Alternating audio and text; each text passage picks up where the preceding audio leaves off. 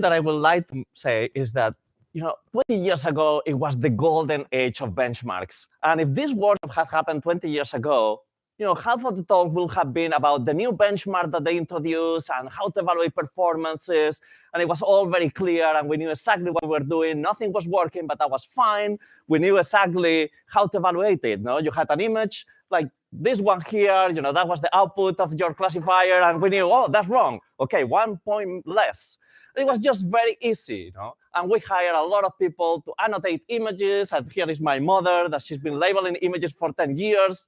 And we build benchmarks with that, and it's all great. But unfortunately, the golden age of benchmarks is over. We don't have benchmarks now. We have models, and we don't really know how to evaluate them. They can do things that we don't really know how good they are. Okay, we can see that there is a failure here and a failure there, and something that is missing, but really we don't know how to evaluate them properly.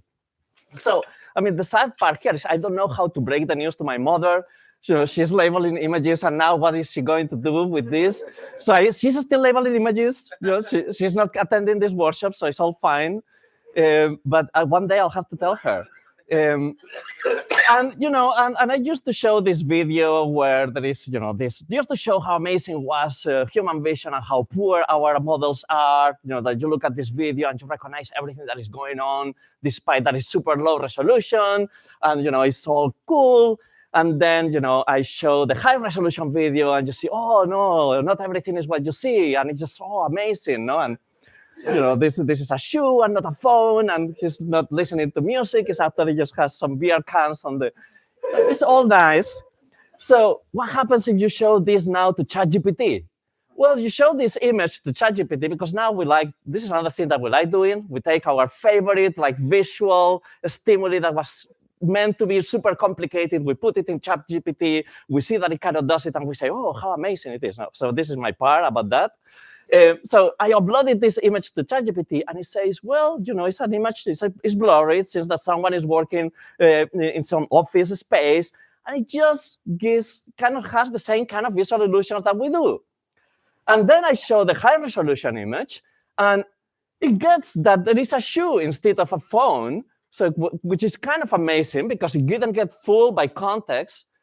Well, a few things are wrong. It still thinks that there is a monitor, and it's really a trash can. It's not a monitor. So I'd say, are you sure there is a monitor on the desk? And he apologizes. It apologizes about that. And it says, no, sure, it's true. After looking at the image in more detail, I can see that it's a speaker. Okay, well, still not right. No, and I insisted a few more times, and I never got it really right. But he was always very apologetic about it. So, where are we now? Well, now we are in the large data sets golden age, where we just collect more and more data, and just things seem to be working better and better. And, it seems to be all about the data. So, of course, there are always some researcher that you can talk to that will always tell you, well, the interesting limit is not when n goes to infinity, it's when n goes to 1. You really want to learn from a little data and have a sophisticated model that really understands and incorporates all the structure about the world and so on. And there is a lot of discussion about what is the right limit. So together with Philippe, we decided that the real interesting problem is when n is equal to 0. We really want to have no data whatsoever. And can you train a model? Okay, well, train now, you'll have to change the word because I don't know what training will be. But there is no data whatsoever, and you want to have a model that still works very well. And I think the challenge here will be have a model that is trained with 0 data and is just as good as ImageNet pre-trained model. That's our challenge. This is what we are trying to get at. So how to do this? Well, there are a number of approaches. Remember, the game here is you have a neural network, and you have to put some weights there. Okay, it could be something different, but why not? Just a neural network. And the goal is to put some weights. So weights, what are the weights that you should put there? Well, we don't know what the weights are, but we have very good machinery that from data is capable of finding what the right weights are. So let's just make data that is not real, but it has some properties that maybe are interesting. So the first thing is, one thing that you could do is just put random weights. Just don't train the network, put random weights, and then to see if it's able to do anything, then you can play the nearest neighbors game, where you have a database of images, you put a few query images, and you look for the nearest neighbors, and let's see if they look alike. So if you do that with a neural network with random weights, these are 5 images as input. These are the retrieved images. And yeah, I got the colors right, but about that, that's about it. Well, it actually, one of the images is a lobster, and it got 1 lobster back, which just is a reminder of how easy our data sets are, but I'm just going to ignore that fact. So the question now is, can you do better than that?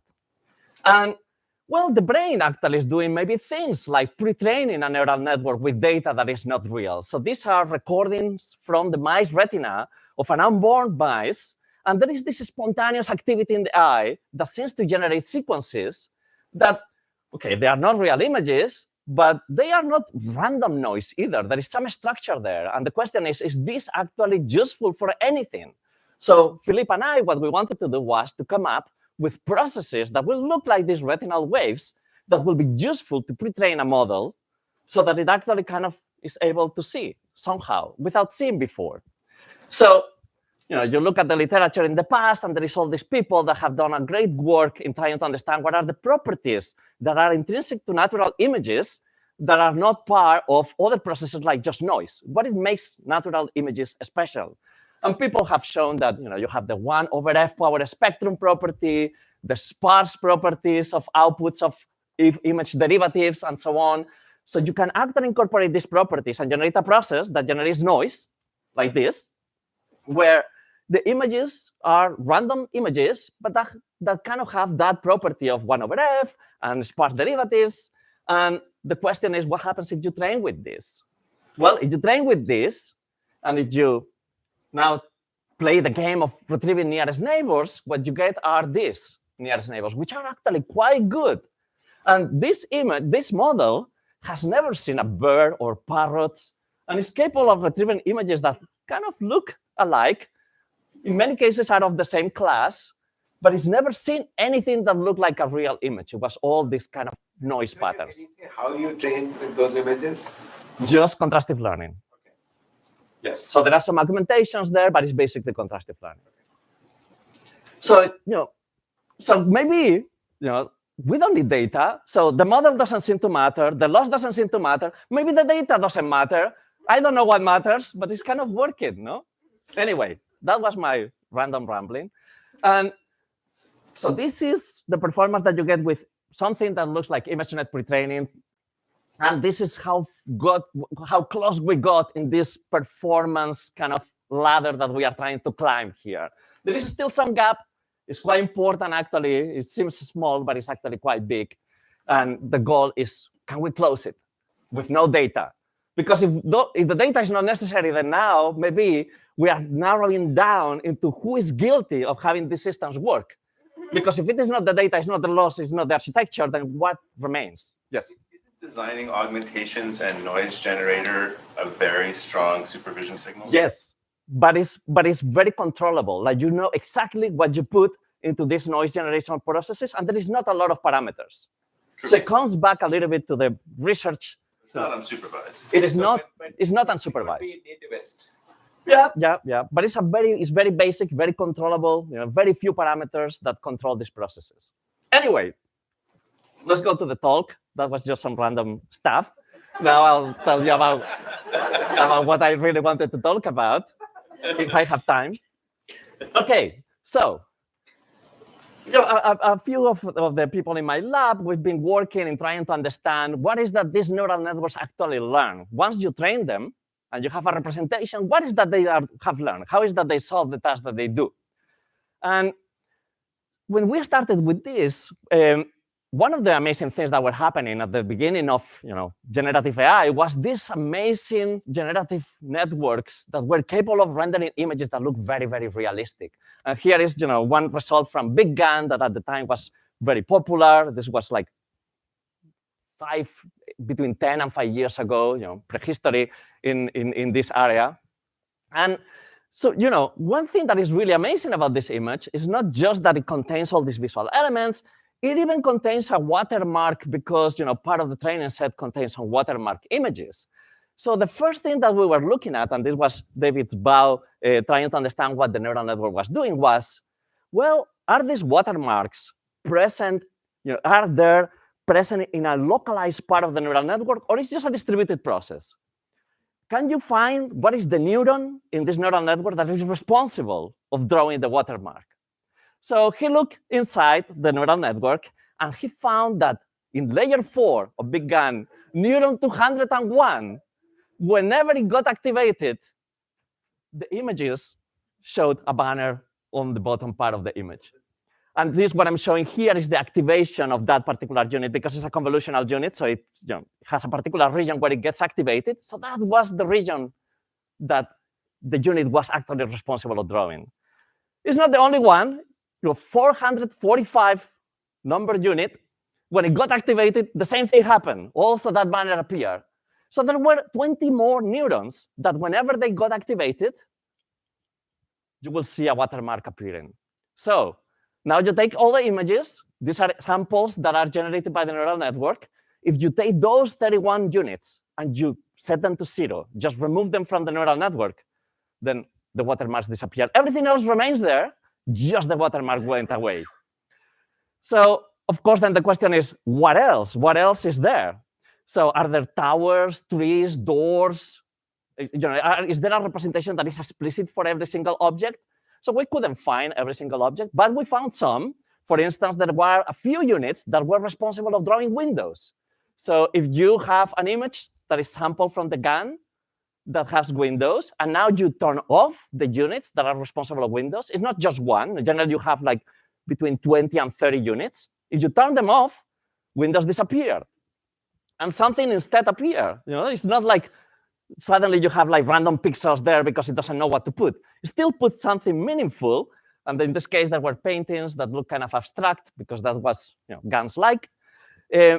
So here is another image.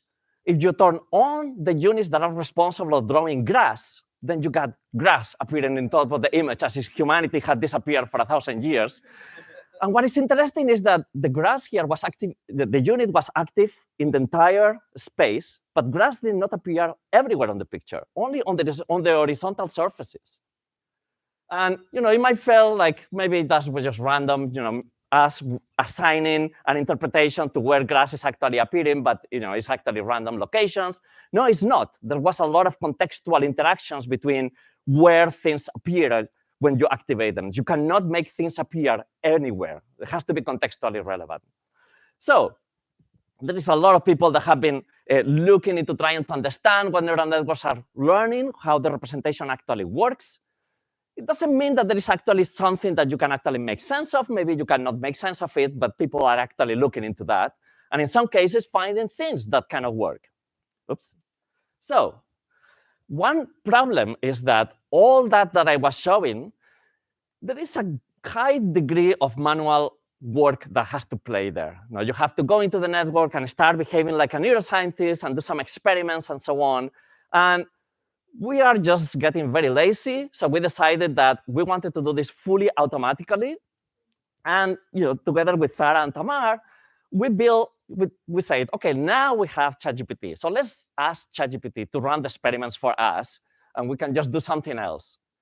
And so here is what I'm going to show you is a sketch of an experiment that is fully run by ChatGPT, and then I'll go into a few details of how it runs. But basically, what we'll do is we charge ChatGPT with the task of saying what unit 122 in layer 4 is selected for. And we provide with ChatGPT with some tools so that it can do experiments and it can have access to the network. But that's it. We just let it go.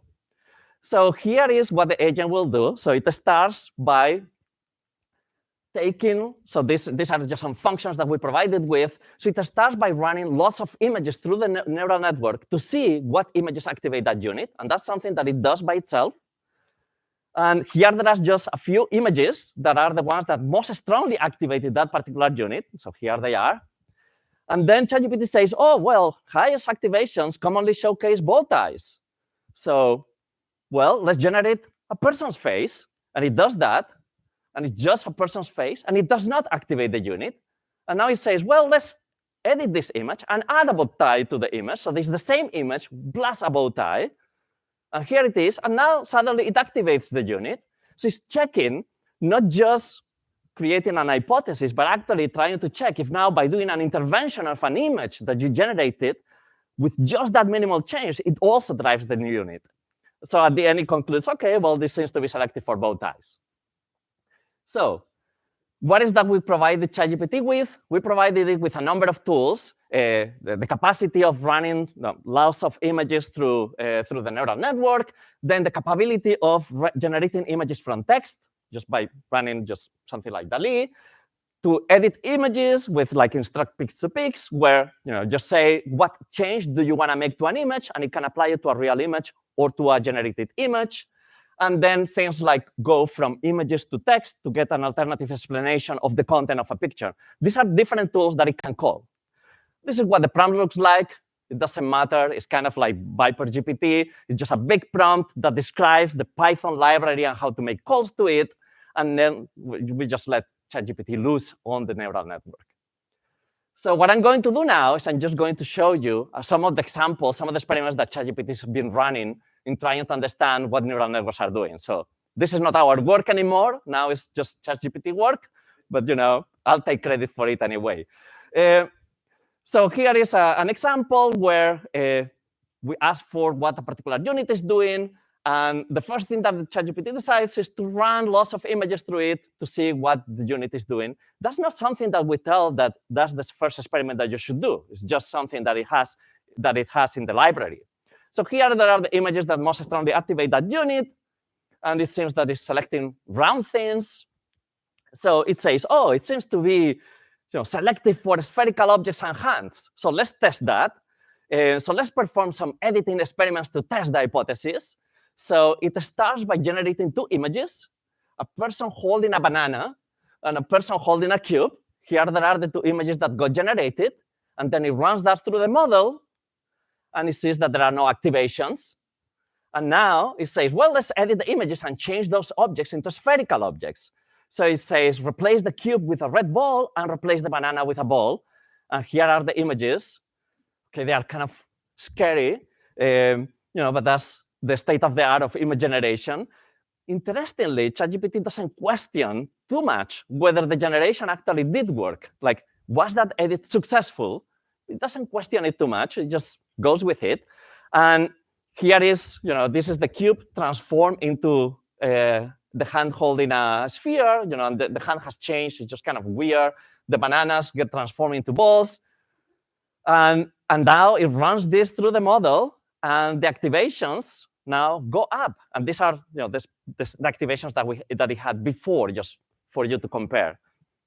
So it was able to drive up the activation. So it concludes, oh, wow, this shows that, yes, this unit is really selective for hands interacting with spherical objects. And then you say, thank you. And just not to forget that you're interacting with an LLM, it says, you're welcome. If you have more questions or if you want any further assistance. And this is just to remind you that things can go insane at any moment, OK? But how do we know this is correct? Well, because that was not a real neuron. We actually built it on purpose by using SAM that we just changed a little bit so that it can take text as input. And it will kind of simulate a unit. So we know exactly what that was selected for. It's not a perfect unit because it has errors, but just like normal units in a neural network. And this is how we know that it was correct. And we created lots of different units that are not real units, that are fake, but we have ground truth so that we can actually evaluate how well this model is doing. But of course, the interesting experiment is to actually test it on real units. And the same thing happens. So here there is another unit. And does the same thing. It runs lots of images through the unit.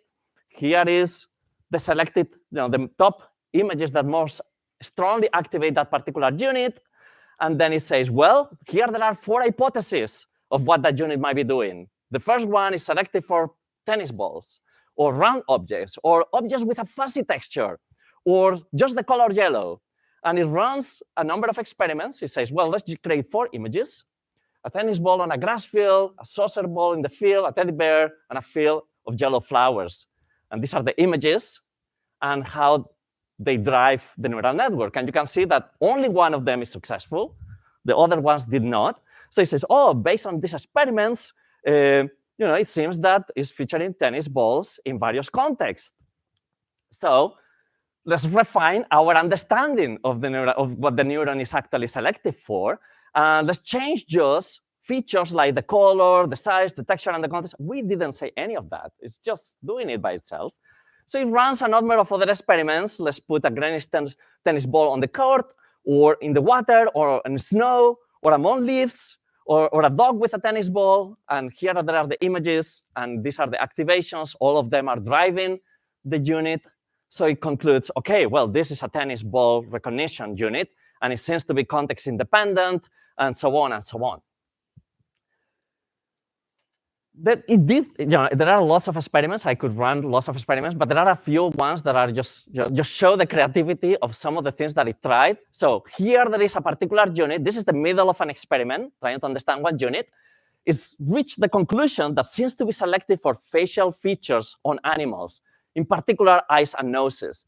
So to test this further, it decides to create a cat's face with clear eyes and nose. And this is the image that it created.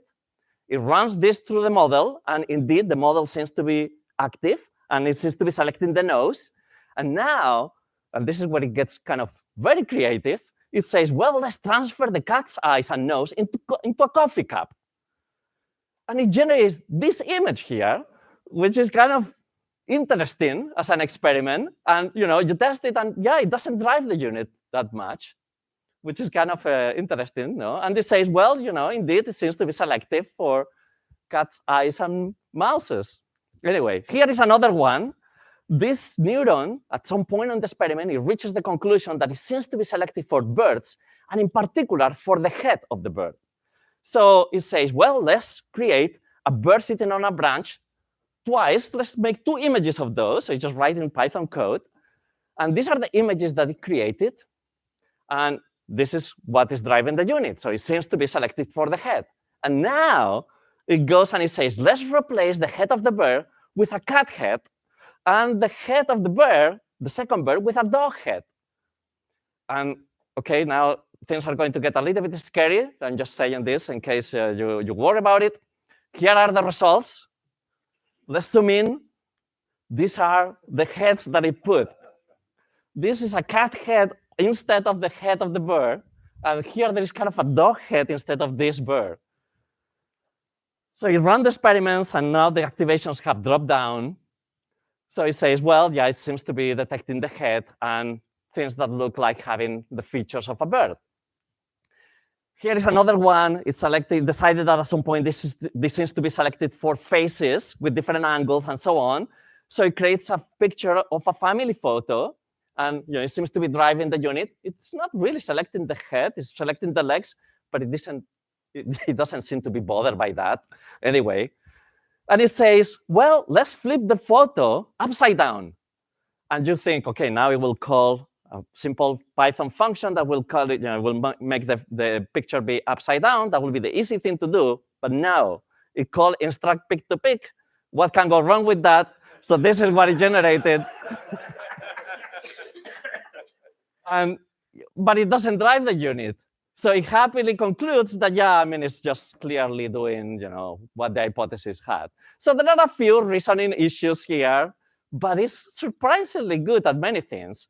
And we actually compared it with humans. So we had students do the same experiments, trying to understand what their unit is doing. We provide them with the same tools. They can write Python code, the same thing, in order to understand what the unit is doing, and they can perform the same experiments. They can spend as long as they want in order to find what the unit, to create an hypothesis.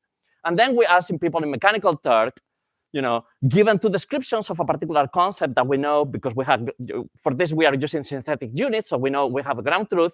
We ask a Mechanical Turk worker to say, which of the descriptions seems to fit that particular concept better. It doesn't really know. It doesn't see anything else than the conclusion. So it cannot tell whether it's coming from a human or the machine, and just selects which one is right. And our system is just slightly better than the human. There is really not much difference. slightly better. And it was better than other models in the past, other models that were trying to do something similar that were not very good, and that humans were also much better than previous models. But this one, it's just about there. It's just there. Anyway, there are many other things that you can do, because you can actually ask ChatGPT anything. It doesn't need to be about what that unit is doing. You can ask it, like, what are the biases in this unit? Or, does it have spurious correlations? You can ask any type of experiments. And I think that when you're trying to interpret what a model is doing, you want to have that kind of flexibility in running the experiments. Otherwise, it's like you already assume what is the experiment that you want to run, and that can only happen if you have a good model of what the unit is actually doing. If you don't, then you want to be able to change your question. So I think that having this kind of interaction with the tool is actually quite interesting. So you can ask, if you have a unit that is detected, that is trained with ImageNet, and it detects the tench fish, which is just very stereotypical in ImageNet, you can ask it, what are the biases? And it runs some experiments, and it finds that these are units that drive very strongly that particular, the images that drive very, very strongly that particular class. And then it runs a number of experiments. I won't go there, but it generates all kinds of really interesting images. Like it tries to put fishes in different contexts, sushi. It just tries all kinds of things to try to find a model of what is driving that particular class. And at the end, it tries like things that look like cartoons. These are all things that is generated by itself. And at the end, it says, well, it seems to be selective for the tench fish, but mostly when people are holding it. That's what it likes, this unit. So, there are a lot of different things like that. It has a lot of interesting behaviors that are happening behind the curtains. Sometimes it tries to rewrite its own tools. It tries to write new tools that is missing. It proposes changes. And, sometimes it concludes interesting things like a unit, if a unit is not driven by anything, it will say, okay, I just don't succeed. I just don't find anything driving this. Or maybe it doesn't like synthetic images, so it can conclude those things. It can find bugs. Sometimes it runs code, and it doesn't run, it crashes, and it will debug it on the fly and then try to run it. Anyway, there are a lot of things going on. So thank you for this extra minute.